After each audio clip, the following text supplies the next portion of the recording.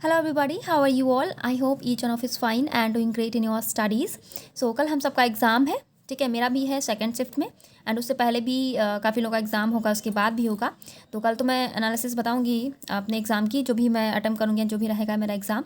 आप सब भी अपने अटैम्प्ट्स वगैरह ज़रूर साथ में शेयर कीजिएगा, ठीक है। आप लोग का एग्ज़ाम कैसा गया। जैसा कि बोला जाता है कि एग्ज़ाम के एक दिन पहले मॉक वगैरह नहीं देना चाहिए, बट मैं इन सब चीज़ों पर बिलीव नहीं रखती हूँ। काफ़ी लोग बोलते हैं, लेकिन मैं एक दो मॉक टेस्ट ज़रूर देती हूँ। तो आज मैंने 2 मॉक टेस्ट दिए हैं, ठीक है। बाकी मैं आज घर ही पे हूँ, तो थोड़ा मेरा रेस्ट भी हो गया एंड जो भी था। तो 2 मॉक टेस्ट मैंने दिए हैं प्रैक्टिस मॉक से। तो पहला मॉक टेस्ट मैंने लास्ट में दिया, क्योंकि कुछ सारे मॉक टेस्ट तो वैसे भी नहीं हो पाए। तो लास्ट मॉक टेस्ट ये तो 20 है, या 5 एक स्किप किया था मैंने बीच में, सॉरी। ये मॉक नंबर 5 है, जिसमें मेरे स्कोर्स रहे हैं 68.5 एंड मेरी रैंक है 1641 एंड परसेंटाइल इज़ 88, जो कि मतलब अच्छा नहीं है, क्योंकि इसमें थोड़ा गड़बड़ हो गया। मैंने रीजनिंग सेक्शन में गड़बड़ी कर दी, ठीक है। मेरी मिस्टेक थी, अदरवाइज़ मार्क्स अच्छे आते। इंग्लिश सेक्शन में रहे हैं 21 एंड कॉन्ट सेक्शन में 27। रीजनिंग सेक्शन में सिर्फ और सिर्फ 20.5 मार्क्स हैं, बिकॉज ऑफ एक पज़ल थी, ठीक है।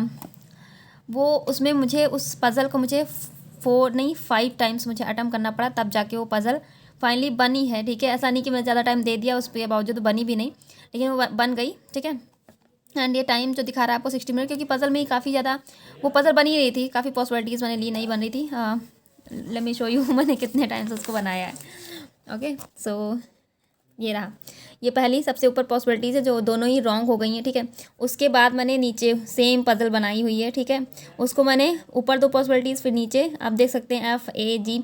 तो फाइनली वो 5th पॉसिबिलिटी में जाके मतलब बन पाई है। तो इतनी सारी अटैम्प्ट्स मुझे करने पड़े, सो इस वजह से थोड़ा टाइम लग गया। एंड उसके बाद टाइम तो मतलब काफ़ी वेस्ट भी हो गया था, तो इस वजह से बाकी जो पजल्स थी एंड क्वेश्चन थे स्किप हो गए जल्दबाजी में। बाकी कॉन्ट मतलब लेवल अच्छा था, ठीक है। मॉक का अच्छा खासा इजीली स्कोर किया जा सकता था, around 80 plus we can say. हम ख़राब हो गया मेरा, तो मैं क्या सजेशन दूँ, ठीक है। अब तो एग्ज़ाम है हम लोग का कल। जिनका 11 को है वो लोग दे सकते हैं, ठीक है। आप लोग अच्छे से दीजिएगा मॉक टेस्ट, आप लोगों को बहुत अच्छा जाएगा, ठीक है। एंड जो दूसरा मॉक टेस्ट मैंने दिया है मॉक नंबर 20, उसमें मेरे मार्क्स जो रहे हैं 63.5 एंड जो रैंक है 180 एंड जो परसेंटाइल बना है 95.56 एंड जो सेक्शनल स्कोर्स रहे हैं इसमें इंग्लिश में 17.25, कॉन्ट में 20.75 एंड रीजनिंग में 25.5, ठीक है। इसमें भी 2 क्वेश्चन रॉन्ग हो गए। मतलब इसमें तो मैं कहीं ज़्यादा स्टक नहीं हुई, बट उसमें हुई थी, इसलिए मैंने बता दिया। बाकी सब ठीक है। तो यही 2 मैंने मॉक टेस्ट दिए थे, ठीक है। अब इसमें मैं नहीं बोलूँगी। जिन लोगों ने दिया हो मॉक टेस्ट वगैरह तो जरूर शेयर कीजिएगा, अदरवाइज़ कोई प्रॉब्लम नहीं है। कल का एग्ज़ाम है, बहुत इंपॉर्टेंट है हम लोगों का, ठीक है। तो आप लोग अच्छे से दीजिएगा, बिल्कुल भी पैनिक वगैरह मत होइएगा कल के एग्ज़ाम में। एंड SBI PO की थिंकिंग लेके मत जाइएगा कि लेवल SBI PO में जैसा रहा था, जो भी सेक्शन जैसा भी रहा था, उस माइंड सेट के साथ बिल्कुल भी मत जाइएगा। एंड यस, जो लोग फर्स्ट टाइम देने जा रहे हैं अपना एग्ज़ाम, जो लोग फ्रेशर्स हैं, जिनकी फर्स्ट शिफ्ट है, तो उन लोगों के लिए मैं यही बोलूँगी कि आप लोग मतलब जो भी मैंने भी बोला SBI PO वाला, जो अगर आपने अटेम्प्ट किया होगा तो वो चीज़ें आपको पता होंगी कि SBI PO में क्या क्या चेंजेस रहे थे, ठीक है। तो उस चीज़ को मत सोचिएगा वहाँ पे। जैसा भी पेपर आएगा, हार्ड रहेगा, ईजी रहेगा, सभी के लिए रहेगा। अपना बेस्ट देना है वहाँ पे जाके, ठीक है। और सिनेरियो जो रहता है, मतलब जो सेक्शनल रहते हैं, सेक्शंस जो हमारे, वो इंग्लिश ही रहता है। इंग्लिश कंटेंट रीजनिंग का मतलब यही रहता है, एक सीक्वेंस जो है हमारा। तो इंग्लिश में मैं थोड़ा बहुत बता देती हूँ अपने एक्सपीरियंस के बेस पे। लाइक जैसे इंग्लिश आप अटेम्प्ट कर रहे हैं, तो अगर इंग्लिश में आपकी कमांड रीडिंग पे है, अच्छी है, ठीक है, अंडरस्टैंडिंग आपकी बहुत अच्छी है, चीज़ों को समझ पाते हैं, तो आप RC से ही कीजिएगा, ठीक है। ये नहीं कि पढ़ लीजिएगा, ठीक है, कि अगर आपको लग रहा है आप अंडरस्टैंड कर पा रहे हो, ईजी लग रहा है आपको, तो RC से ही कीजिएगा, क्योंकि RC हमारा 10 मार्क्स का है। अगर आपकी अंडरस्टैंडिंग अच्छी है, आपकी रीडिंग स्किल्स अच्छी हैं, तो ऑब्वियसली आप स्कोर कर सकते हो 10, ठीक है। क्योंकि कुछ लोगों की ग्रामर मतलब अच्छी नहीं होती है, ठीक है। ग्रामर जैसे कुछ डिटेक्शन वगैरह होंगे तो हो सकता है रॉन्ग हो जाए, लेकिन RC में अगर आपने समझ लिया, उससे पढ़ लिया, उसकी वोकैब्स वगैरह, तो ईजिली हो जाता है, ठीक है। ठीक है, तो उसके बाद आप जो छोटे मोटे क्वेश्चन हो गए, लाइक फिलर्स हो गए, कॉलम बेस्ड क्वेश्चन हो गए, एरर डिटेक्शन वगैरह हो गया, तब कीजिएगा। एंड दूसरा वे ये है कि अगर आपकी कमांड RC में नहीं है, आपकी रीडिंग स्किल नहीं अच्छी, जैसे कि मेरे साथ होता है, मुझे टाइम लगता है चीज़ों मतलब नहीं अंडरस्टैंड कर पाती हूँ पैसेज, तो सबसे पहले मैं छोटे छोटे क्वेश्चन करती हूँ इंग्लिश में, ठीक है। अगर आपको भी लगता है तो आप सबसे पहले, अगर RC पे है भी आपकी कमांड, तो जैसे पहले जो क्वेश्चन छोटे छोटे हैं, जिनकी ग्रामर वीक है, मैं सिर्फ उनके लिए बता रही थी RC का, ठीक है। बाकी अगर आप ये तो छोटे छोटे क्वेश्चन जैसे एरर डिटेक्शन हो गया, फिलर्स हो गए, कॉलम बेस्ड क्वेश्चन हो गए, ये सब करने हैं। सो यही रखिएगा सीक्वेंस। एंड जिनकी इंग्लिश नहीं अच्छी है, जो काफ़ी कमेंट्स आते हैं जिनके मार्क्स अच्छे नहीं आते हैं इंग्लिश में, तो इंग्लिश में किसी तरीका का मतलब कोई रिस्क मत लीजिएगा आप लोग, ठीक है, कि अटेम्प्ट कर दिया एंड रॉन्ग हो गए, ठीक है। जितना आपको लग रहा है, ठीक है, एलिमिनेशन वगैरह करके जितना भी आप अच्छे से अटेम्प्ट कर पा रहे हो वही कीजिएगा, ज़्यादा रिस्क मत लीजिएगा। बिकॉज IBPS में जितने भी एग्ज़ाम हैं लाइक PO एंड क्लर्क हमारा, उसमें सेक्शनल कट ऑफ भी है, तो उस चीज़ का ध्यान रखिएगा। SBI नहीं है ये, ठीक है, तो सेक्शनल क्वालिफाई होना भी ज़रूरी है। तो रिस्क लेके सब बिगाड़िएगा नहीं। जितने आपको एक्यूरेट क्वेश्चन आ रहे हैं इंग्लिश में, चाहे वो ग्रामर बेस्ड हों चाहे रीडिंग पे हों, उतने ही अटैम्प्ट कीजिएगा, ज़्यादा करने की ज़रूरत नहीं है, ठीक है। उसके अलावा भी आपकी जो आपका स्ट्रॉन्ग सेक्शन है लाइक रीजनिंग एंड कॉन्ट, उस पर भी आप कर सकते हो, ठीक है। कोई ज़रूरी नहीं कि इंग्लिश में ही करना है, नहीं है तो मत कीजिएगा। जितना आपको लग रहा है, जितने में आप मतलब श्योर हो या फिर 90% वगैरह, तो उतना ही रिस्क लीजिएगा, ज़्यादा नहीं, ठीक है। अब बात करते हैं कॉन्ट सेक्शन की।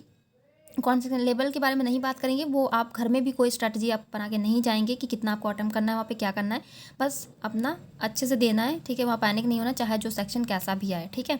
तो वहाँ पे कौन लेवल जैसा भी रहेगा, जो भी रहेगा, पहले आपको जम्बर्ड फॉर्म क्वेश्चन ही पिक करने हैं अगर आते हैं तो, लाइक क्वाड्रेटिक इक्वेशन हो गया, सिंप्लीफिकेशन अप्रॉक्सीमेशन में से कोई हो गया, या सीरीज़ हो गई हमारी। देन उसके बाद में DI पे जंप करेंगे, अरिथमेटिक सेक्शन बाद में, ठीक है। तो उसके करने के बाद अगर DI सेक्शन में आपको लगता है 3 DIs होंगी या 2 DIs होंगी, एक केस स्लट जरूर होगी, इस तरीके में आप एक कर लेते हैं। अगर 2 DI में से आपको कोई लग रही मॉडरेट है, आपको डेटा नहीं समझा कुछ है, तब आप अरिथमेटिक देख सकते हो। ये नहीं कि अगर आपको DI नहीं समझ में आ रही, हार्ड है बहुत ज़्यादा, जैसे कि SBI PO में थी, तो फिर भी आप उसमें अपना टाइम वेस्ट कर रहे हो, ठीक है, टाइम चला गया, बहुत ज़्यादा लेंदी कैलकुलेशन है, उससे बेटर है कि आप अरिथमेटिक में कुछ क्वेश्चन देख के उन्हें कर सकते हैं। हो सकता है अरिथमेटिक पार्ट जो है हमारा ईजी रहा हो। तो इन सब चीज़ों का ध्यान रखिएगा। क्वेश्चन को एक बार सेलेक्ट जरूर कर लीजिएगा, कौन से करने कौन से नहीं करने। एक ही उस पर नहीं सोचना है कि बस यही बना के गए थे कि हाँ DI करना, तो DI करना ही करना है, भले वो नहीं हो पा रही है या उसकी कैलकुलेशन बहुत ज़्यादा लेंदी, इस तरह की गलती मत कीजिएगा, ठीक है। और इस तरह से अटेम्प्ट करना है आपको कॉन्ट सेक्शन को। देन उसके बाद में रीजनिंग सेक्शन आता है। रीजनिंग सेक्शन में अगर आपकी पजल पे कमांड नहीं है तो पजल से स्टार्ट मत कीजिएगा, उससे भी जो जम्बर्ड फॉर्म के क्वेश्चन है उससे स्टार्ट कीजिएगा। लाइक सिलॉक्स अगर आते हैं तो, ठीक है, क्योंकि क्या लेवल रहेगा क्या नहीं रहेगा वो हम नहीं प्रेडिक्ट कर सकते। तो हो सकता हो सिलॉक्स ना आए, इनइक्वालिटी आ जाए, इनइक्वालिटी ना आए, सिलॉक्स आ जाए, तो ये सब चीज़ें एग्जाम पे ही पता चलेंगी। सीरीज़ भी होती हैं तो वो भी देखना पड़ेगा कि वर्ड मीनिंग वाली हैं या नंबर सीरीज़ हैं या जो एक लाइन में होती है इस तरह की, तो उस तरह के क्वेश्चन आपको पिक करने हैं। एंड उसके बाद में ब्लड रिलेशन के क्वेश्चंस हो गए, डायरेक्शन डिस्टेंस के क्वेश्चन हो गए, इस तरह के क्वेश्चंस आपको 1 लाइनर फॉर्म के उठाने। देन उसके बाद पजल्स में जो ईजिएस्ट पजल होगी, लाइक आप बोल सकते हो ऑर्डर एंड रैंकिंग की पजल होगी, ठीक है, एक होती है ऐसे, तो उस तरह की आप ले सकते हैं, ठीक है। उसके बाद जो डेज वाइज होती हैं, तो जो आपको जो पजल्स भी दी होंगी उसमें जो ईजी पजल आपको लग रहा है, जो डुएबल है आपके लिए, आप करते आ रहे हो, जिसमें आपकी कमांड है, वो कीजिएगा, ठीक है। सबसे पहले ये नहीं कि हार्डेस्ट उठा ली वहाँ पे, ठीक है। ऑब्वियसली PO का एग्जाम है तो कोई ना कोई चीज़ें मॉडरेट वहाँ रहेंगी ही रहेंगी, ठीक है। तो इस तरह आपको पेपर अटेम्प्ट करना है। मेरा यही सीक्वेंस रहता है, मैं पजल से ही स्टार्ट करती हूँ क्योंकि मुझे लगता है कि पजल अगर बन गई तो अच्छा खासा हम स्कोर कर सकते हैं। अगर हम स्टक कर गए तो हम हाँ स्विच कर सकते हैं क्वेश्चन पे, ऐसा कोई नहीं, ये मेरी स्ट्रैटेजी रहती है, ठीक है। मैं पजल से ही स्टार्ट करती हूँ, ठीक है। तो आपका जिसमें कमांड है आपकी, तो उसमें कीजिएगा। एंड एग्जाम है तो एग्जाम में हम कोई रिस्क नहीं ले सकते, ऑब्वियसली जो छोटे छोटे क्वेश्चन है पहले हम अपनी सेक्शंस को स्कोर करेंगे, ठीक है, क्योंकि सेक्शनल कट ऑफ है, तो सेक्शन में जितने मार्क्स हम गेन कर सकते हैं उतने कोशिश करेंगे। उसके बाद हम डिफिकल्ट क्वेश्चन पे जंप करेंगे, चाहे वो DI हो, डेटा नहीं समझ में आ रहा है, या फिर पजल हो गई हमारी, अगर लेंथी हुई, बहुत ज़्यादा पॉसिबिलिटीज़ हुई, तो इस तरीके की गलतियाँ मत कीजिएगा। जो जिनसे भी SBI PO में गलतियाँ हो गई हैं या जिस किसी में हुई हैं, तो इस तरह की गलतियाँ आप रिपीट मत कीजिएगा, ठीक है। सेक्शनल कट ऑफ का बहुत अच्छे से ध्यान रखना है, ठीक है। तो ये सब चीज़ें हैं जिनका जिस चीज़ में स्ट्रेंथ है, जो भी आपके मतलब जो भी आपका सेक्शन आपका स्ट्रॉन्ग है उसमें स्कोर बहुत अच्छे से करने की कोशिश कीजिएगा। बाकी बिल्कुल भी पैनिक मत होइएगा, कोई भी सेक्शन चाहे जैसा भी आया, ठीक है। मैं बार बार यही कह रही हूँ क्योंकि सबसे ज़्यादा हमारा पेपर उसी में ख़राब होता है जब नर्वस हो जाते हैं, पैनिक हो जाते हैं, घबराहट के चक्कर में सारा पेपर हमारा स्पॉइल हो जाता है। तो इस तरह गलती नहीं करना, जो भी आएगा जैसा भी आएगा हम सीक्वेंस में करते जाएंगे। एक अगर हार्ड है तो दूसरा समझ के चलेंगे कि हाँ अच्छा होगा।